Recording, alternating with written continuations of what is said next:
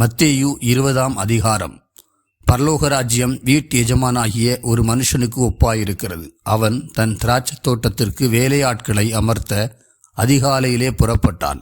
வேலையாட்களுடன் நாளொன்றுக்கு 1 பணம் கூலி பேசி அவர்களை தன் திராட்சைத் தோட்டத்துக்கு அனுப்பினான். 3ஆம் மணி வேளையிலும் அவன் புறப்பட்டு போய் கடைத்தெருவிலே சும்மா நிற்கிற வேறு சிலரை கண்டு, நீங்களும் திராட்சைத் தோட்டத்துக்கு போங்கள், நியாயமானபடி உங்களுக்கு கூலி கொடுப்பேன் என்றான்.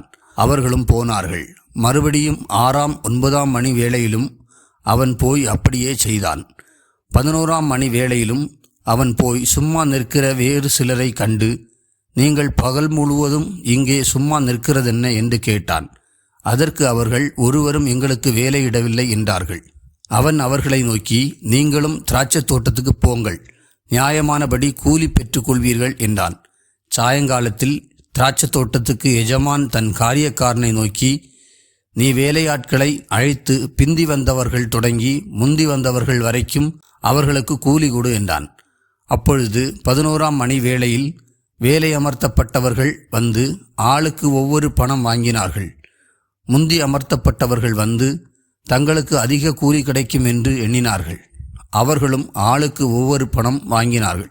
வாங்கி கொண்டு வீட்டு எஜமானை நோக்கி, பிந்தி வந்தவர்களாகிய இவர்கள் 1 மணி நேரம் மாத்திரம் வேலை செய்தார்கள். பகலின் கஷ்டத்தையும் வெயிலின் உஷ்ணத்தையும் சகித்த எங்களுக்கு இவர்களை சமமாக்கினீரே என்று முறுமுறுத்தார்கள். அவர்களில் ஒருவனுக்கு அவன் பிரதியுத்தரமாக, சிநேகிதனே, நான் உனக்கு அநியாயம் செய்யவில்லை. நீ என்னிடத்தில் 1 பணத்துக்கு சம்மதிக்கவில்லையா? உன்னுடையதை நீ வாங்கி கொண்டு போ. உனக்கு கொடுத்தது போல பிந்தி வந்தவனாகிய இவனுக்கும் கொடுப்பது என்னுடைய இஷ்டம்.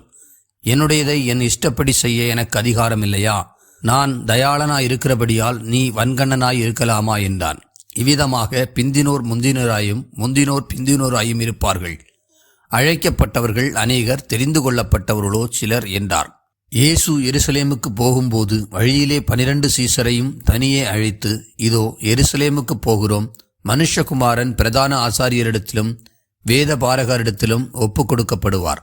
அவர்கள் அவரை மரண ஆக்கினைக்குள்ளாக தீர்த்து அவரை பரியாசம் பண்ணவும் வாரினால் அடிக்கவும் சிலுவையில் அறையவும் புறஜாதியாரிடத்தில் ஒப்பு கொடுப்பார்கள். ஆகிலும் 3ஆம் நாளிலே அவர் உயிரோடு எழுந்திருப்பார் என்றார்.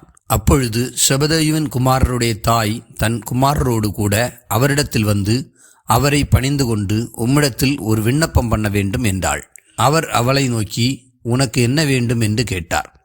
அதற்கு அவள், உம்முடைய ராஜ்யத்திலே என் குமாரராகிய இவ்விரண்டு பேரில் ஒருவன் உமது வலது பாரிசத்திலும் ஒருவன் உமது இடது பாரிசத்திலும் உட்கார்ந்திருக்கும்படி அருள் செய்ய வேண்டும் என்றாள். இயேசு பிரதியுத்தரமாக, நீங்கள் கேட்டுக்கொள்ளுகிறது இன்னதென்று உங்களுக்கு தெரியவில்லை. நான் குடிக்கும் பாத்திரத்தில் நீங்கள் குடிக்கவும் நான் பெறும் ஸ்நானத்தை நீங்கள் பெறவும் உங்களால் கூடுமா என்றார். அதற்கு அவர்கள், கூடும் என்றார்கள். அவர் அவர்களை நோக்கி, என் பாத்திரத்தில் நீங்கள் குடிப்பீர்கள், நான் பெறும் ஸ்நானத்தையும் நீங்கள் பெறுவீர்கள். ஆனாலும் என் வலது பாரிசத்திலும் என் இடது பாரிசத்திலும் உட்கார்ந்திருக்கும்படி என் பிதாவினால் எவர்களுக்கு ஆயத்தம் பண்ணப்பட்டிருக்கிறதோ அவர்களுக்கே அல்லாமல் மற்றொருவருக்கும் அதை அருளுவது என் காரியமல்ல என்றார். மற்ற 10 பேரும் அதை கேட்டு அந்த 2 சகோதரர் பேரிலும் எரிச்சலானார்கள். அப்பொழுது இயேசு அவர்களை கிட்ட வரச் செய்து, புறஜாதியாருடைய அதிகாரிகள் அவர்களை இருமாப்பாய் ஆளுகிறார்கள் என்றும் பெரியவர்கள் அவர்கள் மேல் கடினமாய் அதிகாரம் செலுத்துகிறார்கள் என்றும் நீங்கள் அறிந்திருக்கிறீர்கள். உங்களுக்குள்ளே அப்படி இருக்கலாகாது. உங்களில் எவனாகிலும் பெரியவனாய் இருக்க விரும்பினால் அவன் உங்களுக்கு பணிவிடைக்காரனாய் இருக்க கடவன். உங்களில் எவனாகிலும் முதன்மையானவனாய் இருக்க விரும்பினால் அவன் உங்களுக்கு ஊழியக்காரனாய் இருக்க கடவன். அப்படியே மனுஷகுமாரனும் ஊழியம் கொள்ளும்படி வராமல் ஊழியம் செய்யவும் அநேகரை மீட்கும் பொருளாக தம்முடைய ஜீவனை கொடுக்கவும் வந்தார் என்றார். அவர்கள் எரிகோவிலிருந்து புறப்பட்டு போகையில் திரளான ஜனங்கள் அவருக்கு பின் சென்றார்கள்.